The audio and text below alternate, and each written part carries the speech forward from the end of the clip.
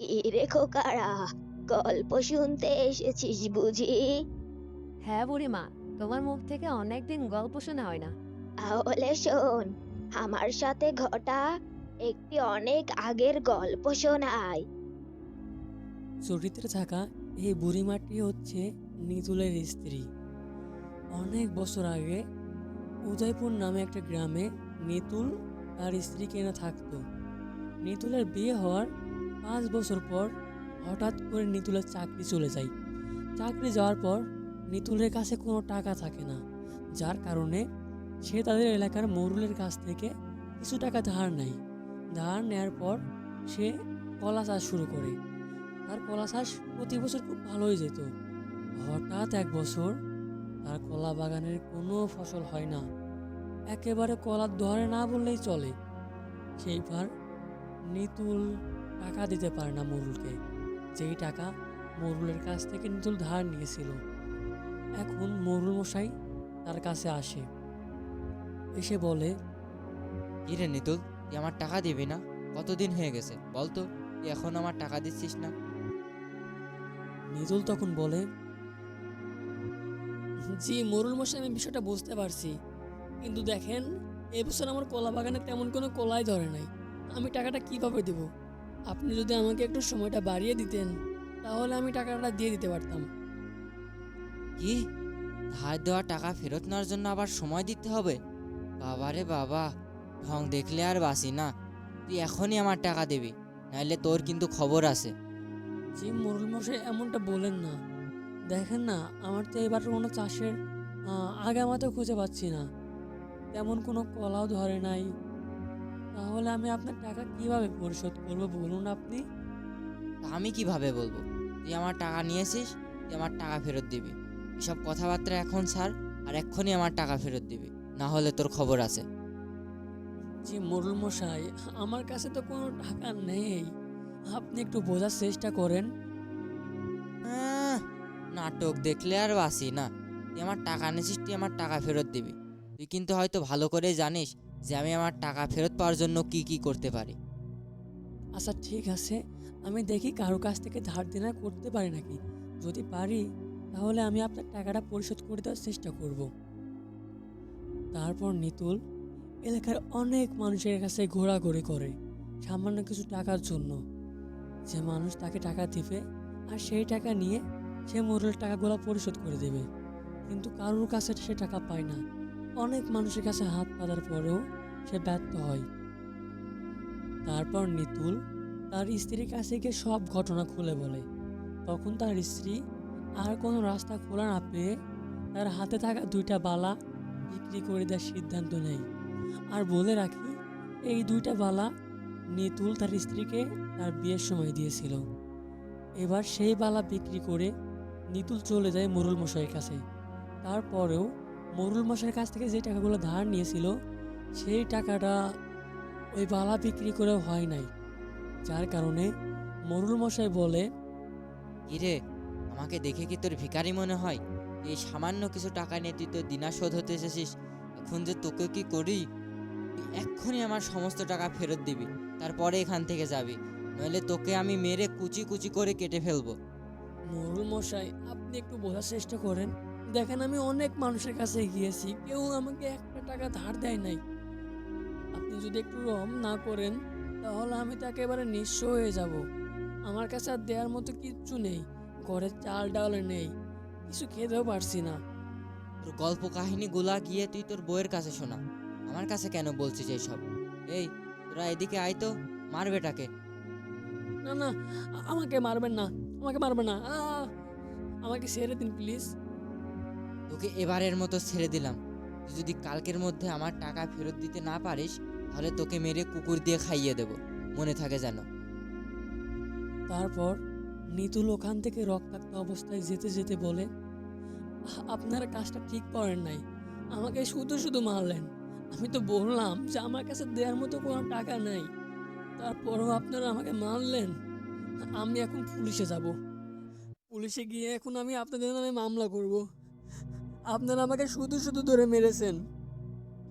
তারপর নিতুল বাসায় চলে যায়। বাসায় যাওয়ার পর তার স্ত্রী তাকে থেকে বলে, কি হয়েছে তোমার? তোমার এই অবস্থা কে করলো? আর বলো না, টাকা সম্পূর্ণ পরিশোধ না করতে পারায় মরুল আর তার সহযোগীরা মিলে আজকে আমাকে অনেক মেরেছে। আর এদিকে মরুল তার সহযোগীদেরকে বলতে থাকে, কি রে, ও কি বলে গেল যাওয়ার সময়? ও নাকি পুলিশে মামলা করবে। তাহলে তো এবার আমাকে জেল খাটতে হবে। এখন আমি কি করি বলতো সবাই? আমরা বরং একটা কাজ করতে পারি, আজকে রাতেই ওকে ধরে শেষ করে দেই। তারপর রাত নেমে আসে। রাতের বেলা নিতুল যখন ঘরে ঘুমিয়ে আসে, তখন বাইরে থেকে নিতুল, নিতুল একটু বাইরে আসো তো, একটু তাড়াতাড়ি বাইরে আসো। তারপর নিতুল বাসার থেকে বের হয়। বের হয়ে রাস্তার উপর দেখে একটা লোক দাঁড়িয়ে আছে। তারপর নিতুল লোকটাকে জিজ্ঞাসা করে, কি হয়েছে, এত রাতে ডাকছেন কেন? তোমার কলা বাগানে তো আগুন লেগে গেছে, তাড়াতাড়ি চলো, আগুন নেভাতে হবে। কলা গাছে আবার কিভাবে আগুন লাগে? আর ওখানে তো কোনো শুকনো কলা গাছ নাই। যে গাছগুলো আছে সবগুলো তো একেবারে সবুজ কাঁচা, ওই গাছগুলোতে আবার আগুন লাগে কিভাবে? এত কথা বলার সময় নাই, তুমি তাড়াতাড়ি চলো, তা না হলে পুড়ে সব শেষ হয়ে যাবে। তারপর নিতুল আগে পিছে কোনো চিন্তা ভাবনা না করে ওই লোকটার সঙ্গে দৌড়াতে দৌড়াতে চলে আসে কলা বাগানে। কলা বাগানে আসার পর এখন দেখে কোনো গাছে আগুন নেই।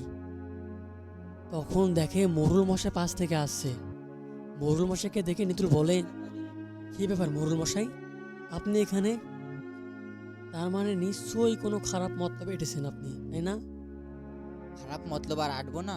তুই না আমার নামে পুলিশের কাছে মামলা করবি, সেই জন্য সেই মামলাটা আগে ভাগেই তুলতে আসলাম। এই এদিকে আয় তো, ধর বেটাকে, বেটাকে ধরে মার। পালানোর চেষ্টা করিস না, পালানোর চেষ্টা করলে একেবারে মেরে ফেলবো। আমাকে মারো না।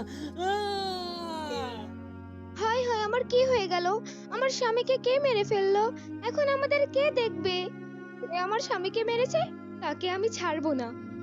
আহারে, নিতুলটা কত ভালো মানুষ ছিল, কে মেরে ফেললো কে ভাবে? কষ্টে একেবারে বুকটা পেটে যাচ্ছে আমার। আমি তাকে ছাড়বো না। যে আমার স্বামীকে মেরেছে আমি তাকে খুঁজে বের করবই। আমার মনে হচ্ছে ওই মোড়ল আমার স্বামীকে মেরেছে। কাল ওই মোড়ল আমার স্বামীকে মেরে রক্তাক্ত করে দিয়েছিল। আপনারা একটু বলুন তো, কে আমার স্বামীকে মেরেছে? কিভাবে তাকে খুঁজে বের করব?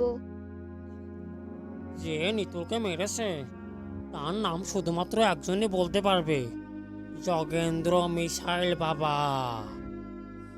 তারপর নিতুলের স্ত্রী কিছু লোকজনকে নিয়ে চলে যায় যোগেন্দ্র মিশেল বাবার কাছে।